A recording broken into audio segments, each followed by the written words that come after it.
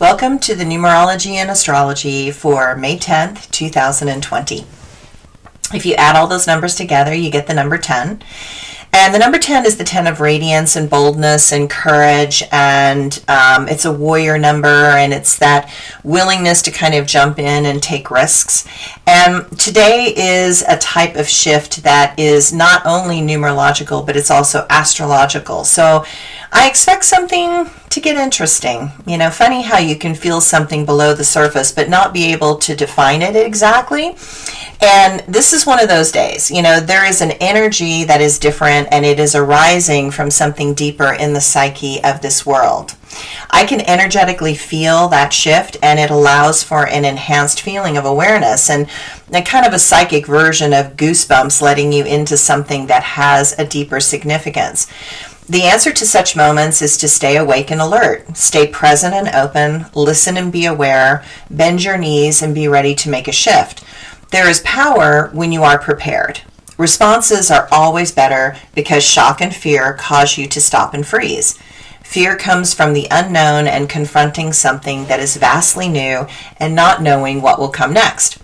The game is to believe in your ability to adapt to all things that arise. Now, the astrology for today is, of course, Mother's Day. Happy Mother's Day to all the mothers out there. I hope you get breakfast in bed and are made to feel special. That, you know, I think everyone needs to feel special. And, you know, the patience of all mothers is something that is a wonder to me. And thank you for all of the mothers out there, all that you have done for your children. And I hope you have an incredibly wonderful day. Something that Goenka said many years ago was that he said that the energy that it takes to raise a child is so huge and vast that it's almost impossible for the child to be able to give that energy back to the parent in the same lifetime, which is why you have more lifetimes. And so that you're the parent, and then they're the parent, and then you're the parent again. And, you know, it's always this trying to give that energy back. And that even if the parent is not the best parent, if you still ended up being a well-integrated into society person, they did a good job. You know, they basically did a good job. So I know that none of us are perfect, and I know that no mothers out there are perfect. And, you know, I look at my mother on Mother's Day, and, you know, I recognize all the challenges that she had and the childhood trauma that she went through, that she tried really hard not to do to us, which she succeeded at. And I recognize that, you know, my mother was perfect for me. She was perfect for what I needed in this lifetime to trigger me in certain ways, but also to believe in me in certain ways. And so even in her imperfections, she was completely perfect.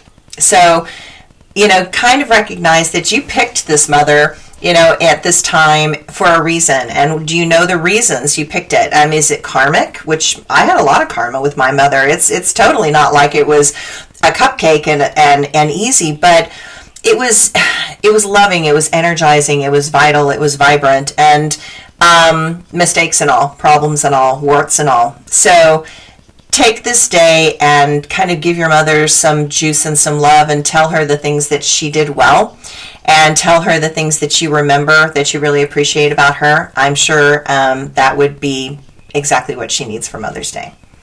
Okay, so while today is not the most energetic day, it is a great day to slow down and connect to your mother in loving and meaningful ways, and tell her the times that are so fond for you, that are so important to you. So Saturn is slowing down in the sky and turning retrograde until late September, and it will give you some time to take a good long look at the issues you've been struggling with to address body and in your mind and in your spirit, and also in your stress level. Mercury is moving into the quick-minded sign of Gemini, and so while one thing is slowing down, your mind is speeding up rapidly. So be careful driving and pay attention. This type of combination can lead to distracted driving and accidents. Do not lash out if someone does something odd in front of you. Pretty much anticipate that they will. Don't tailgate, slow down, and recognize that some people are not aware of what they're doing right now. They're just sort of in a state of overwhelm, and they're overthinking it. Never add to the problem in these types of situations, and do your best to not overreact. The moon in Sagittarius sextile Mars in Aquarius. To me, if there's a will, there's a way. Courage requires resourcefulness and a love of truth. The moon will shift into Capricorn, and there is a serious focus that returns. Deliberation, concentration, and determination is what you need to cultivate. There is a trine between Mercury and Jupiter, so be fair and generous as you can, and use this amazing focus to seek knowledge that assists and uplifts. The Sun sextiles Neptune helps you refine complex emotions and feelings and move past what you believed, and moves you into a deeper understanding of mystical truths. We are in a time of big energy, big thinking, and inspired serendipity. I look forward to what is going to unfold, but I do know that there is a vibration that indicates tremendous breakdown that will allow for this new intellectual energy that is evolving. You may feel with this sense of urgency. You would not be wrong if you're feeling it. I mean, something is about to happen. Something is building up in the world, and tension is clear. Be aware and do not get into disagreement with others, because communication is going to be ineffective, and people are on the edge and impatient. My quote for today: believe in your ability to adapt to all things that arise.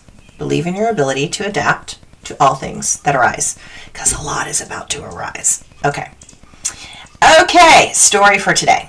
I have had a few times in my life, and I know the feeling distinctly when something is coming.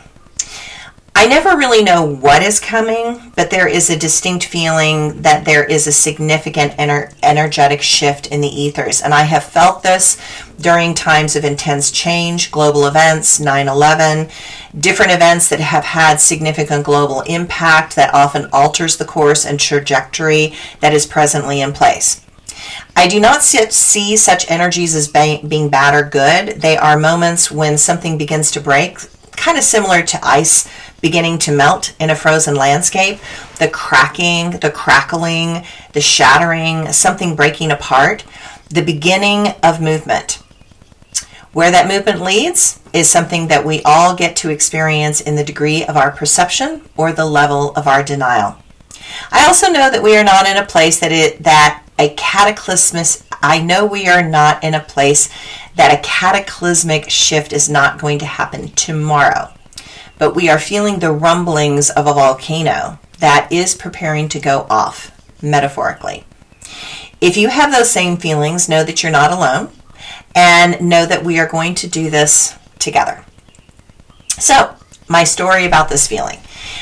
Today's story starts about 2 weeks before 9/11, and I started to feel the bottom was falling out of something. It was as if the ground was not stable under me. Felt like I was free falling, and I was not standing on solid ground. And I talked to other friends and asked them directly, do you feel that? Do you feel that crazy energy? Like it feels like it's heavy, like something really heavy is coming. And they were also feeling down, depressed, and off their center. The feeling continued unabated for weeks, and you could just not shake the feeling. I felt calamity coming. I felt the emotional distress. I felt a doorway opening that would take many to the other side. I felt a similar feeling within a week of Mother Teresa dying, and then a week after that, Princess Diana died. All around that moment, I watched many people also die. It was like a portal on the other side opened, and a lot of people felt like that opening was their exit door, and so they all of a sudden started taking this exit door. So I try to notice such moments in time, and I try to remember the nuances of the feelings and how they apply to a particular situation or external circumstance.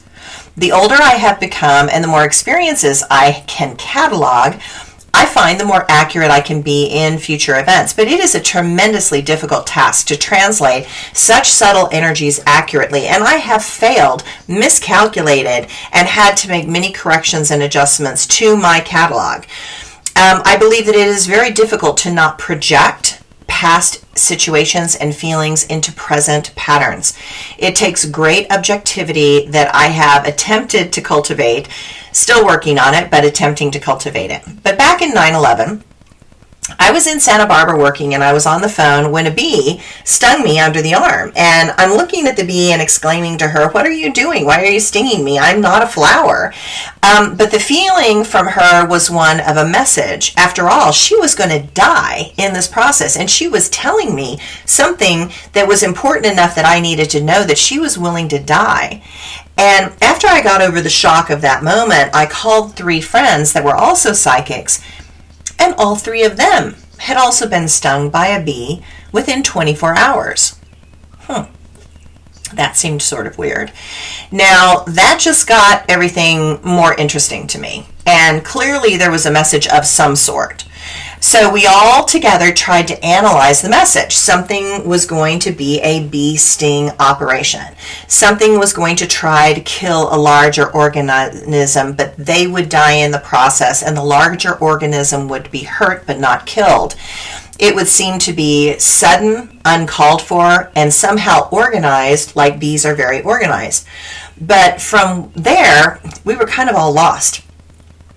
After all, none of us have lived through such an event. And when, as a psychic, you have no reference point for an event, it is difficult to put a label or a picture on a feeling.